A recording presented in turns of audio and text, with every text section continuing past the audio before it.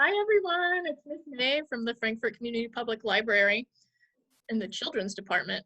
And I want to remind everyone to check out our calendar of events on myfcpl.org/calendar to see what all the amazing programs that we have are coming up and to sign up for them. And then you can also find any of our videos on YouTube at myfcpl, and don't forget to click the subscribe button. So today, we are joined by author Tracey Hecht for a special Nocturnals question and answer event. Tracey Hecht has written, directed, and produced for film. The American Booksellers Association chose the first book in her middle grade series, The Mysterious Abductions, as a kids' indie next list pick. And we have it right here in our library for you to check out. She expanded the Nocturnal series to include Nocturnal's early reader books so that families with young children could share the reading experience together. So hi, Tracey, and welcome. We're so great to have you here. Hi, Miss Maeve, and hi, all of the members of your libraries. I'm really excited to talk about the Nocturnals today. Me too. So you write the Nocturnals, a series that features three unlikely friends: Dawn, a serious fox; Tobin, a sweet pangolin; and Bismarck, a bite-sized sugar glider, and their adventures. And you created a read-aloud writing workshop in partnership with New York Public Library that you've since conducted both in person and virtually in over 150 schools. That's amazing. And bookstores as well. Wow. And libraries. And libraries too. We shared a recording of your Nocturnals writing workshop with our patrons, but tell us a little bit about the books and the program. Okay, so the books are based on, like you said, the three characters, the Nocturnal Brigade: Dawn, who's the fox; Tobin, who's the pangolin; and Bismarck, who's the sugar glider. And the three of them get into all sorts of crazy adventures that happen at nighttime because they're nocturnal animals, which means they wake up in the evening and go to bed in the morning. And one of the things about writing these books is that I'm writing about real animals and real phenomena that happen in the nighttime. So when I created the Read Aloud Writing Workshop, it was to talk with readers a little bit about how I use nonfiction, things that are real in the real world, and information that I researched to make these fiction-based stories, these, adventures with animal characters. And, for me, it's one of the most fun things is to share with students the way that develops. So when you watch the Read Aloud Writing Workshop, you connect not only to the stories of the books, but also all of this like really cool background stuff about these animals in nature that helped me come up with the ideas. That's great. I did watch that, and it was really amazing to learn the character development and how you did that process. Right. The characters are based on essentially like their real life animals. So when you look at and study a fox, you understand how Dawn was developed as the character that she is. And I talk about that in the writing workshop. And same for Bismarck, the, sort of wacky, outlandish sugar glider, and Tobin, the pangolin. And you can go back and forth between the Read Aloud Writing Workshop and videos of these animals in real life to see how these characters developed and how these storylines sort of evolve, which is really fun, I think, for readers, not only to have the adventure story, but also then to like engage in like how the writing and the animals engage with the actual storytelling.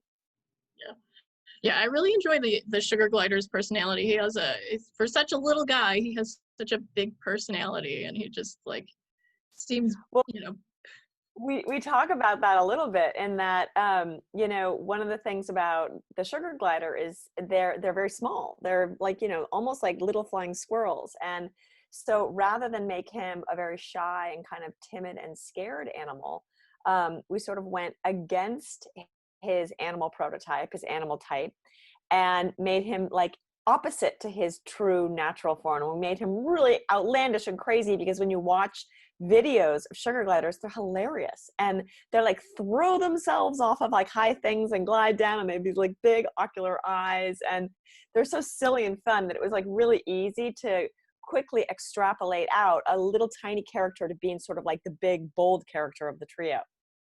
Yeah. So I know the from the writing workshop that I watched, can you give us some more examples for the people who haven't seen that yet?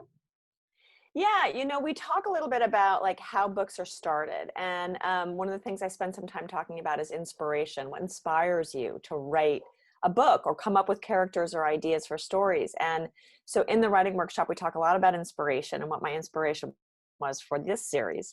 And we talk a lot about character development, because I think when you have really strong characters in books, you really connect to them.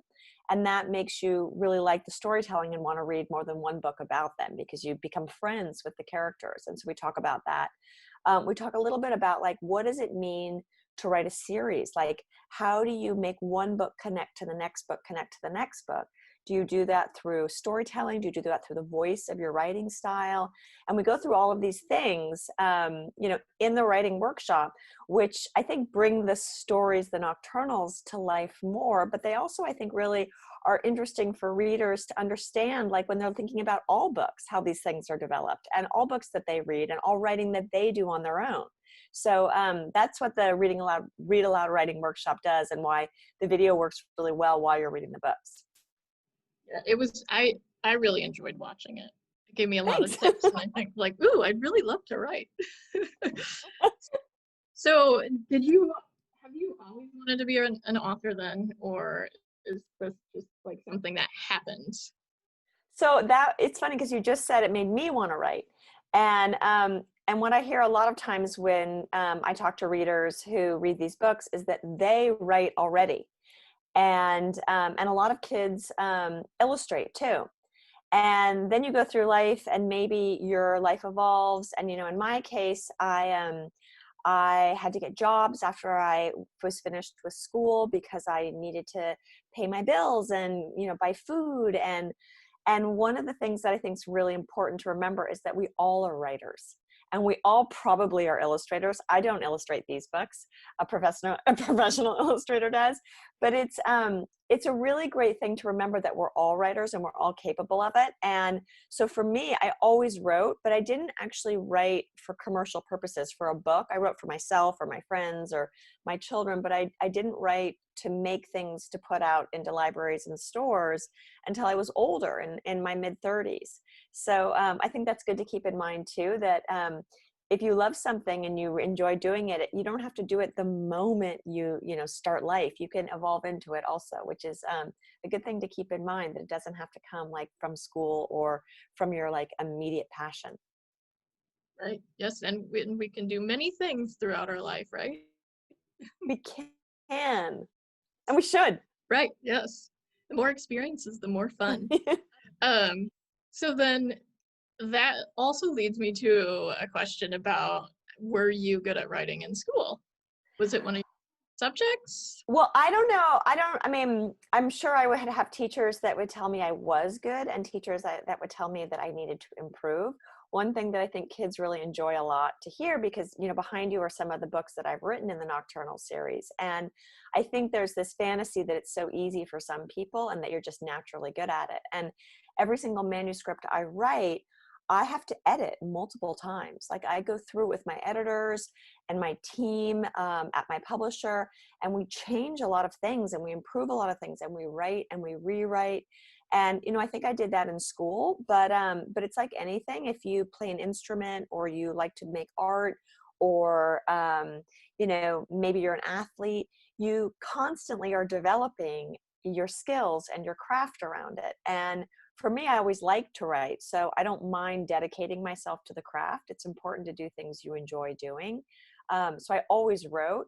But, all of us, readers included, just remember, like, you're not supposed to be perfect at it right at the beginning. And even when you finish your first thing, you're still going to have to improve on it. And as good a soccer player as you are in 6th grade, you might actually evolve to become a better soccer player by the time you're in 10th grade. It's just part of life. Right. That's what I tell my kids a lot is, it's practice makes perfect. You It might not get it does. the first time, but you keep trying and you keep doing it and doing it and you'll get better. Every book I write, even the ones I'm writing now, which are like the 5th books and in the early readers, like this 8th or 9th book in the series, I still constantly edit them all the time and get them sent back to me with changes made. So it's a good thing to keep in mind that we don't all get born perfect at what we do. Right. So you said that you're writing more books and it's the early reader series. So yeah, so I started the chapter books, which are the books like sort of closest to your shoulder behind you. Okay. And those books are chapter books, and those are for when you're really ready to read books that don't have a lot of pictures and don't have, they have a longer storytelling. Those books are about 200 pages. But one of the things about those books is that a lot of people were reading them aloud, which I just think is like the best, because the same way you listen to music with friends or family or watch TV with your parents or your siblings, reading is an amazing thing to do with your family and your friends too. And so what we found out were that a lot of younger kids were really enjoying the books too. So then I started the early reader series, which are the books closer to the a far part of the shelf. Yeah, those. And those have much shorter stories, and the language and the words delivery is much easier for read. It's for kids just beginning to read. And so, the same characters exist in both, so you can enjoy both series, and then you can read on your own the ones that are most suited to your reading level. Very nice.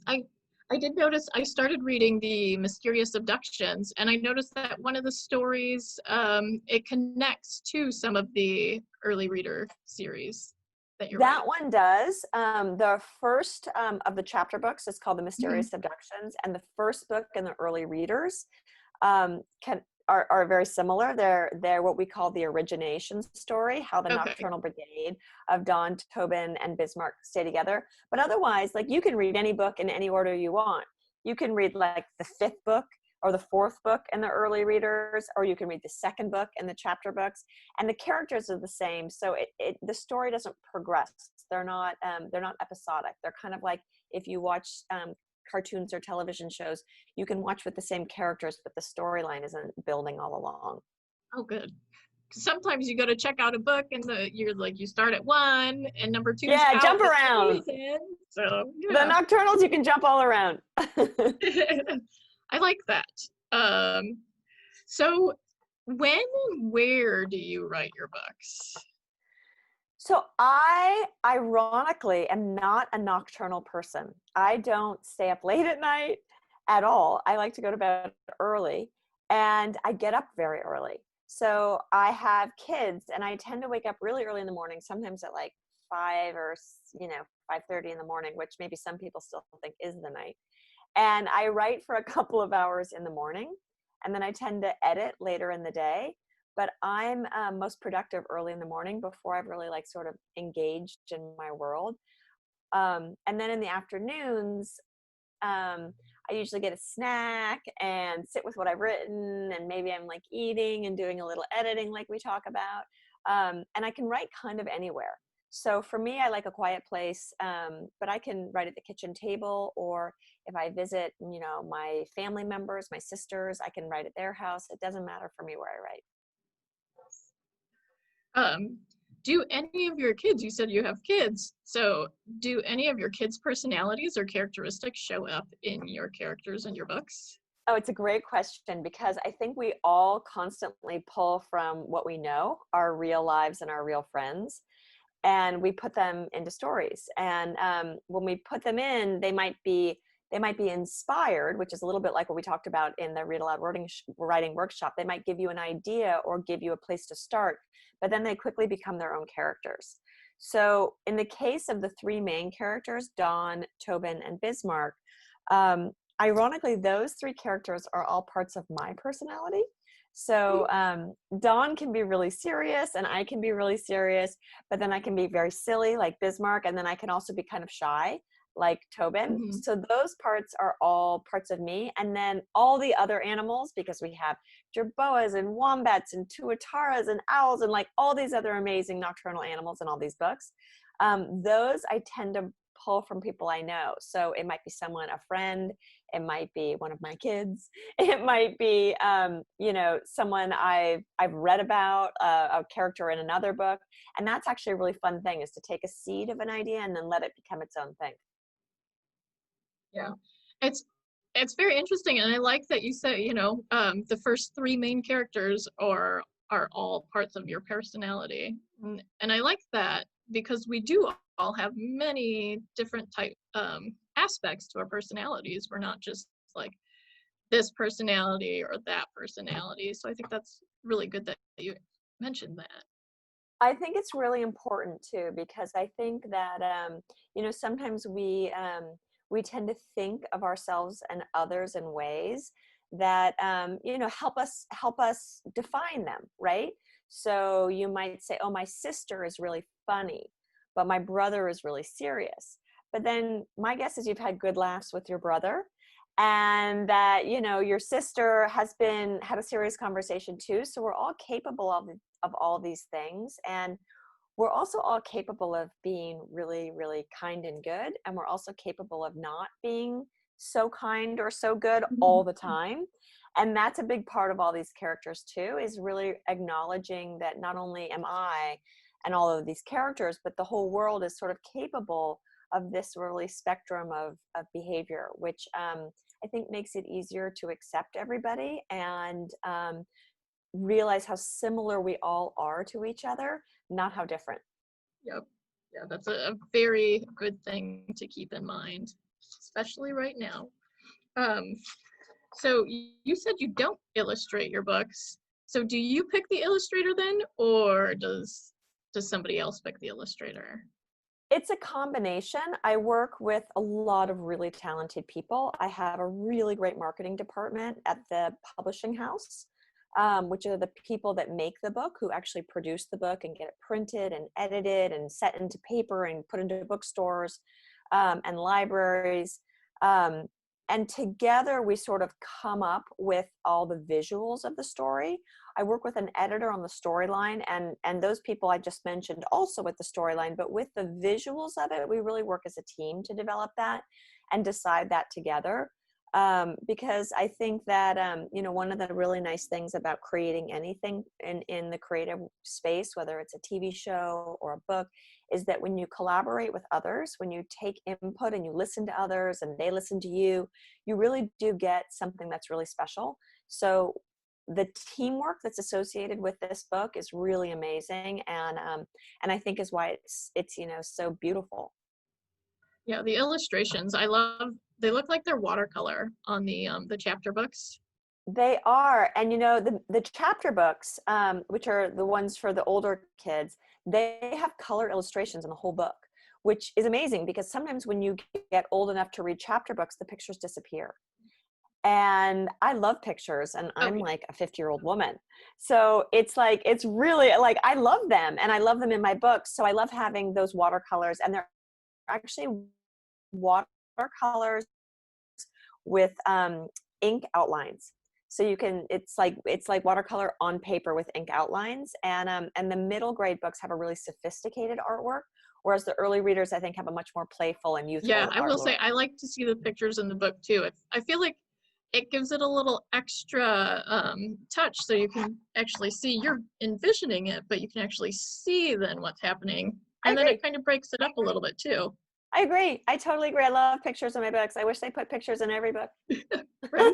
Even, yeah, some adult books they do. Occasionally, right. So, yeah.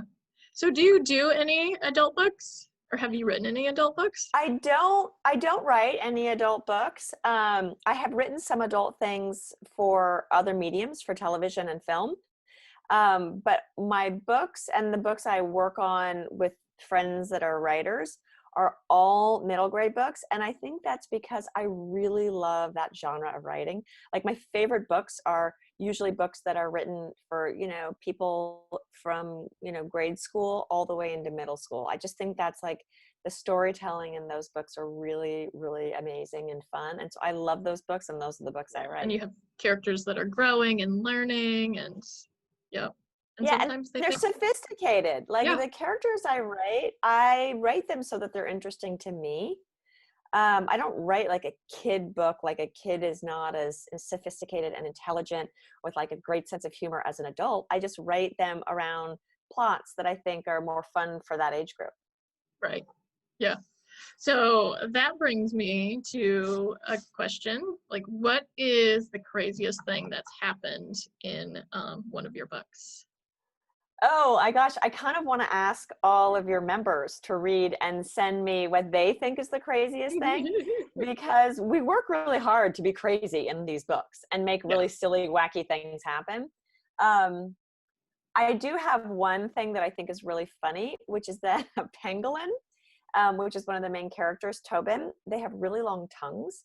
And if you put your arms out, like spread like this from the tip of your longest finger on your right hand to the tip of your longest finger on your left hand, that's about how long a pangolin's tongue is. Oh my goodness. I know, and they stay wrapped in their stomachs, and when they're hungry, they shoot them out like a lasso to get like bugs and things, and then bring them back.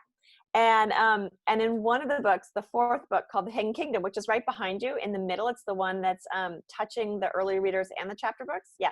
In that one, there is Tobin, the pangolin with the tongue, gets in a tongue of war with another character with a really long tongue, where their tongues are shooting out and all twisted up. And I just think it's funny, and I crack up every time I read it. I'm gonna have to read. I haven't started that one. Maybe I'll switch to that one next when I finish the Mysterious Abductions. It's true. If the other two are checked out, you can just jump ahead. You don't have to go in order. Right. Yeah, like I said, I like that. So you write all these books for children. Now, what is your favorite children's book? Oh, that's hard to ask. It's a little bit like asking me like what my favorite food is. I love the books by, and like as soon as I said that, I had like 10 authors that just came to my head immediately. I do love Roald Dahl. I do love the author Katie Camilla. I do love Louis Sachar. And if I had to pick one, I probably couldn't. But the one that's like at the top of my head right now is I have a special place in my heart for The Tale of Despereaux. I just think that book is really good. It's written by Katie Camilla. But for me, it's like if you ask me tomorrow, I'll probably give you a different answer. Right. I know. When you love books, it's so hard to pick just one. It's like what's your favorite dessert? It depends on my mood and what I ate for dinner. True. So I also love Roald Dahl books. So which one of his is your favorite? Well, it's funny. I have a favorite of Roald Dahl, which a lot of people love Charlie and the Chocolate Factory, The Witches, or The Twits, but I love Matilda too. But my favorite one is I love Fantastic Mr. Fox. I just think it is the funniest book, and I probably read that book 20 times. I love it. Yeah, I read it just recently because I had never read it before. I didn't know it was his until I started working here, which is surprising because I read all the other ones. It's just so funny, and the three villains, Bogus, Bunce, and Bean, they're just, to me, they just make me laugh even just by their existence. So yeah. I love that book. It is really silly. Which one is your favorite? Which Roald Dahl is your favorite? The BFG. Yeah, that's an amazing book. So my teacher read all of his books to us except Fantastic Mr. Fox in 4th grade, and that one stuck with me ever since. I just love it. Well, we talked a little bit about reading aloud, and those books were written by Roald Dahl for his children so that he could read them at bedtime. And I'm not even sure when he wrote them he thought he was going to be a published author. So he literally wrote them as bedtime stories to read out loud to his children. And I think that the reading aloud of Roald Dahl books is like the best way to enjoy them. Oh yeah, most definitely. And that's that brings me to yours too, because isn't that why you wrote yours? Was to read? I did. I really like reading out loud. And I think that when you get old enough to read by yourself, sometimes you don't read aloud anymore because it's so fun and exciting to read on your own. But when you're, in 4th grade or 5th grade or 3rd grade, whenever you're reading, it's so great to have someone read to you. And so for me, I wrote the Nocturnals because I thought that'd be still a really fun book to read with my parent my child or my sibling. And I even when I write my Nocturnals books, I read them out loud as I'm writing them to make sure they sound good audibly. That's pretty smart. So I didn't never even thought that you would have like read them out loud as you're writing them. Sometimes I have someone read them to me so I can listen Yeah. to them being written. Yeah. Oh, that's a really good secret to keep in mind. It is. It is. It's a little bit like hearing your own work back to you so that you can hear what's right and wrong about it. Yeah. Well, I think that is all the questions that we have for today. Although, actually, can I ask you one more? Okay, well, I'm sorry. yeah, please. What's your favorite color? No, and also I was going to tell you, Miss Maeve. Uh-huh. Oh, my favorite color? Yeah. I'm embarrassed to admit this because when I was younger, I liked a lot of blues and greens. But as I've gotten older, my favorite color is pink. Yeah. I That's really just okay. like pink. I think it's the greatest color. And I don't know why. I don't even have that many things that are pink. I just love the color pink. So Yeah. I think that's my favorite color. And I was going to also say that if you or if any of your readers have any other questions, they're welcome to send them to us and we can answer them for them. Like, of course, because since you and I had a chance to talk and I haven't had a chance to talk to them, we can answer any of their questions. Oh, that would be great. So where can they send them? So we have a website which is www.nocturnalsworld.com, and you can find ways to get a hold of us there. It also is in all of your books, the email addresses, and where you can find us on social media, on Facebook and Instagram, and on the web. And maybe at the end of the Nocturnals Read Aloud Writing Program, when you watch it, you'll see it all up on the screen too, so that you can go and find us, many ways to get a hold of us. Super. Thank you, Tracey. So I think that's all the questions that we have for today. So thank you so much for being here. And yep, the best time. Thank you so much for having me. Really, it's been fun. And the link to the Nocturnals Writing Workshop will be in the video description for viewers who haven't had a chance to see it. And those interested can download the series' complimentary printable online activities at nocturnalsworld.com, including animal mask crafts, which I looked at, and those are really cute. There's bingo, word games, discussion questions, and more. So is there anything else you'd like to add before you go? No, happy reading to everybody. Yay. Okay, bye. Bye.